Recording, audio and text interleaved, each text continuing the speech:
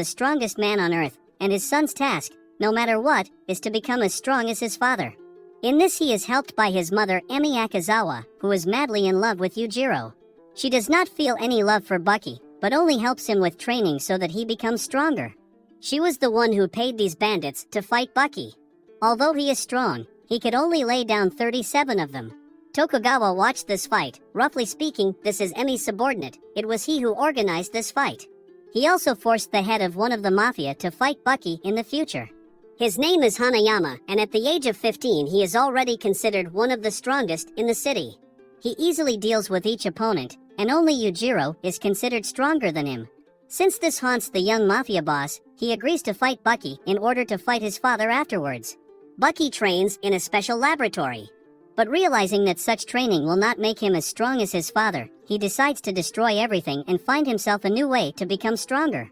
While he was thinking about this, in the park he comes across professional boxer Muhammad Ali Jr., who is the undisputed champion in his weight.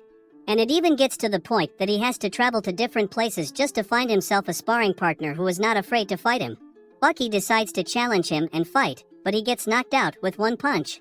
This was his first defeat, after which he runs home in tears. Baki decides he needs to follow in his father's footsteps, so he heads off to the mountains. There he is met by Ando, a longtime friend of the Hanma family. He once trained here with Yujiro, who also came to these mountains to become stronger.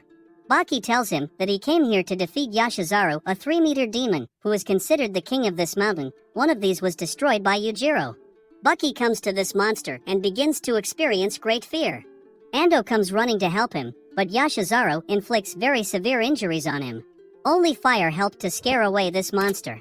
Because of the wound, an ambulance had to be called, which took Ando to the hospital by helicopter. Baki understands that he needs to step over himself and go through some kind of limiting human power, and for this he jumps off a cliff. While flying, he feels like everything is slowed down, allowing him to dodge rocks and land safely in the water. Having become stronger, he again went to Yashizaru, and during the battle he was even able to deprive him of his eye. They fought furiously, and Baki was badly injured. Ando, who was discharged from the hospital, ran to his aid, who wanted to destroy the monster, but Baki stopped him. He said that he and the monster were badly injured, but still continued to fight. They respect each other as an adversary, and therefore no one should interfere with their battle. Baki still manages to defeat Yashizaru, and the monster simply leaves after the defeat. He does not feel any pleasure from such a victory, because Baki badly injured the monster and even deprived him of his eye, and Yashizaru was simply defending himself. Feeling guilty, he heads to the monster's lair, where he apologizes to him and gives him a gift, the head of his wife, who was once destroyed by Yujiro. In return, Yashizaru gives him his phone, which he lost during the fight with Baki. Afterwards, he goes to his mother's house, who shows him Muhammad Ali Jr.'s recent fight for the middleweight championship. She tried to bribe him for 100 million yen to fight her son. But money does not interest him, and therefore he refused. After the win, he wanted to win the heavyweight division too. To do this, he gained 15 kilograms in 2 months, but Baki did not like it. He said that old Muhammad Jr. was much faster and more dangerous. He went to the gym where Muhammad Jr. is training and said that he considers boxing an imperfect sport, and even more so does not consider it a martial art. But despite this, he respects him very much and will support him to the end. These words deeply hurt Muhammad Jr. and others in this room too. They tried to show the guy how hard the boxers hit the bags, but Baki tore it apart with one punch, showing that at 13 he was the strongest in this room. The day arrives for Muhammad Jr. to fight for the heavyweight championship. But before entering the ring, his team is attacked by Hanayama. They begin to fight, but the 15-year-old mafia boss grabs Muhammad Jr.'s hand and squeezes his joints with his grip, causing his tendons and veins to burst. But despite such injuries, Muhammad Jr. continues to fight, and the thing is that he is a horseman, and it is customary for them to fight to the end. But Hanayama still finishes him off, which is why Muhammad Jr. is taken to the hospital. Baki found out about this and went to avenge the boxer, not noticing the guards along the way. Baki knocked him down with the first blow. No one had ever managed to hit Hanayama like that before. But their battle was interrupted by the police, who came to someone's call. Baki said he was ready to fight him anytime. Such impudence infuriates Hanayama, causing him to turn the car into a pile of metal. Baki then visits Muhammad Jr. in the hospital. He tells him that he recently saw Hanayama. And even though Baki's legs were trembling with fear, he is looking forward to their new meeting. Baki knew that the mob boss could attack him at any moment, and that's what Hanayama did at the mall. Due to the surprise effect, he managed to beat up Baki. To destroy Baki, he throws him out of a window. But somehow clinging to the rope, Baki gets back up, and already he starts beating Hanayama. After that, he takes off all his clothes and shows everyone his tattoo on his back, which is done by all the men in his clan in memory of a wandering man who protected his ancestor and thereby saved the family. They began to fight, and Hanayama used the same technique on Baki as on Muhammad Jr. But, surprisingly, Baki could move his fingers, which meant that the tendons were not damaged. They fought on equal terms, exchanging strong blows and tricks.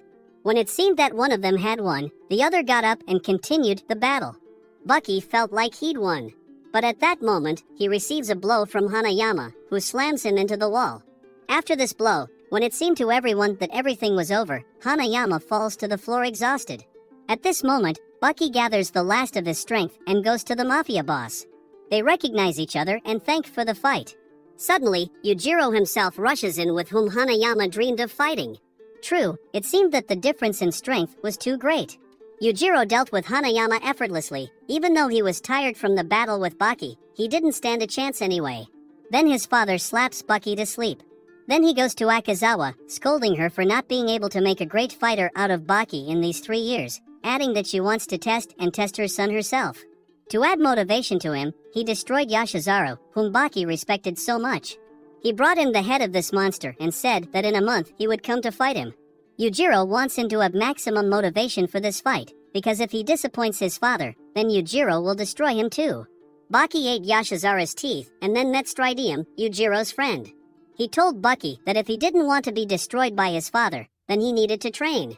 Stridium talked about a group of mercenaries in Hokkaido who see the battlefield and everything, and in order for Baki to become stronger, he must defeat them. Stridium, without realizing it, sent him on a dangerous mission. It turns out that among these mercenaries there is a certain guy who is considered the god of war, and only Yujiro can compete with him in strength. Landing from a parachute, the mercenaries immediately grabbed it, but decided not to destroy it yet. They tied up Baki and left him by a tree. Freed, Baki begins to find them one by one and fight them, while learning something new from each fighter. He dealt with everyone, but suddenly the most frail of the mercenaries begins to yell wildly. It turns out that there are 2 personalities in it. The first is Namira, the personality of an ordinary soldier, and the second is the god of war, which was revealed to him after one incident. During one of the operations, he was captured and sentenced to destruction. At the moment when dozens of soldiers were ready to destroy him, adrenaline began to develop strongly in him. Guy was not destroyed, because his comrades arrived in time for him. But after that moment, all his hair fell out, and he learned to control the release of adrenaline, thanks to which his body is in